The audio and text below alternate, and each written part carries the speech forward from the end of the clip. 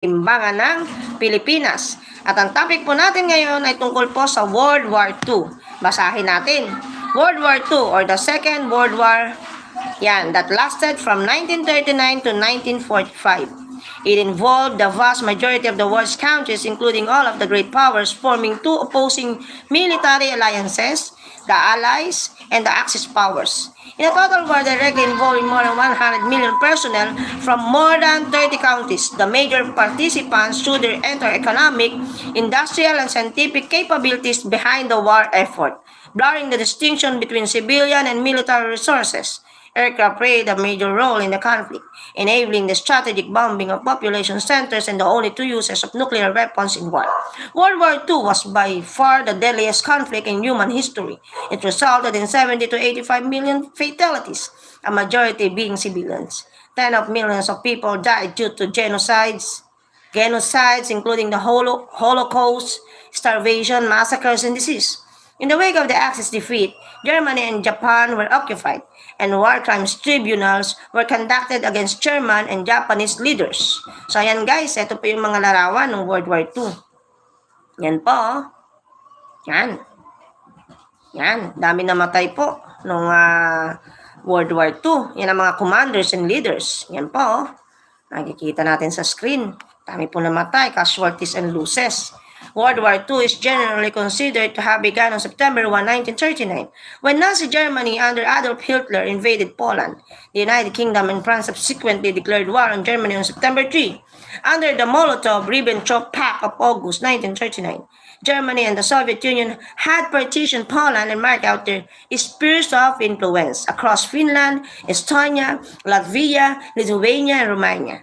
From late 1939 to early 1941, in a series of campaigns and treaties, Germany conquered or controlled much of continental Europe and formed the Axis alliance with Italy and Japan, along with the other countries later on. Following the onset of campaigns in North Africa and East Africa and the fall of France in mid-1940, the war continued primarily between the European Axis powers and the British Empire, with war in the Balkans, the area battle of Britain, the Blitz of the UK, and the Battle of the Atlantic. On June 22, 1941, Germany led the European Axis powers in an invasion of the Soviet Union, opening the Eastern Front, the largest land theater of war in history. Japan, which aimed to dominate Asia and the Pacific, was at war with the Republic of China by 1937. In December 1941, Japan attacked American and British territories with near simultaneous offensive against Southeast Asia and the Central Pacific, including an attack of the U.S. fleet at Pearl Harbor, which resulted in the United States declaring war against Japan. Therefore, the European Axis powers declared war on the United States in solidarity. Japan soon captured much of the Western Pacific, but its advances were halted in 1942 after losing the critical Battle of Midway.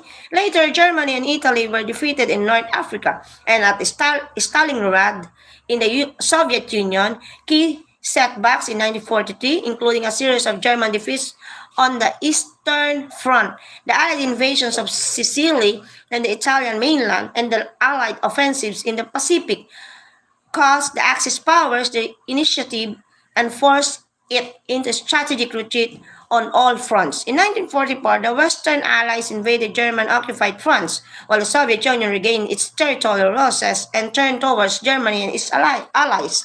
During 1944 and 1945, Japan suffered reversals in mainland Asia, while the Allies crippled the Japanese Navy and captured key Western Pacific islands. The war in Europe concluded with the liberation of German-occupied territories and the invasion of Germany by the Western Allies and the Soviet Union, culminating in the fall of Berlin to Soviet troops, Hitler's suicide, and the German unconditional surrender on May 8, 1945.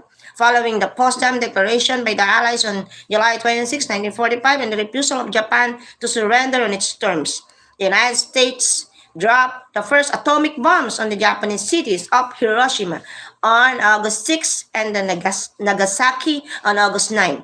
Faced with an imminent invasion of the Japanese archipelago, the possibility of additional atomic bombings, and the Soviets declared entry into the war against Japan on the eve of invading Manchuria. Japan announced on August 15 its intention to surrender, then signed the surrender document on September 2, 1945, cementing total victory in Asia for the Allies. So World War II changed the political alignment and social structure of the globe. The United Nations, UN, was established to foster international cooperation and prevent future conflicts. With the great powers, China, France, the Soviet Union, the United Kingdom, and the United States became the permanent members of its Security Council. The Soviet Union and the United States emerged as rival superpowers, setting the stage for the nearly half-century-long Cold War. In the wake of European devastation, the influence of its great powers waned, triggering the decolonization of Africa and Asia.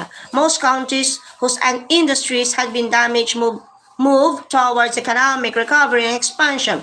Political and economic integration, especially in Europe, began as an effort to forestall future hostilities and pre-war amenities and forge a sense of common identity. So it starts and end dates. Ito po, it is generally considered that in Europe, World War II started on September 1, 1939, beginning with the German invasion of Poland, the United Kingdom, and France's declaration of war in Germany 2 days later.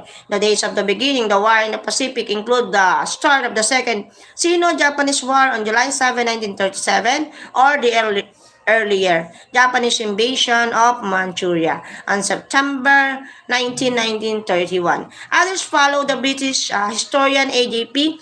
Taylor, who held that the Sino-Japanese War and war in Europe and its colonies occurred simultaneously, and the two wars became World War II in 1941. Others starting dates sometimes used for World War II include the Italian invasion of Abyssinia on October 3, 1935. The British historian Anthony Beevor views the beginning of the World War II as the battles of Khalkhin-Gau, fought between Japan and the forces of Mongolia and the Soviet Union from May to September 1939. Others view the Spanish Civil War as the start of prelude to World War II. So the exact dates of the wars and is also not universally agreed upon. It was generally accepted at the time that the war ended in the armistice, of August 14, 1945.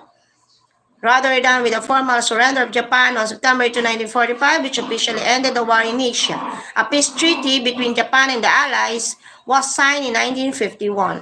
A 1990 treaty regarding Germany's future allowed the reunification of East and West Germany to take place and resolve most post-World War II issues. No formal peace treaty between Japan and the Soviet Union was ever signed, although the state of war between the two countries was terminated by the Soviet-Japanese Joint Declaration of 1956, which also restored full diplomatic relation between them. So hanggang dito na lang guys, at itutuloy lang po natin ang ating pagbabasa po ng ating mga history. Yan, ito po yung World War II. Maraming salamat po sa inyo pong pagsubaybay. Thank you. Bye-bye.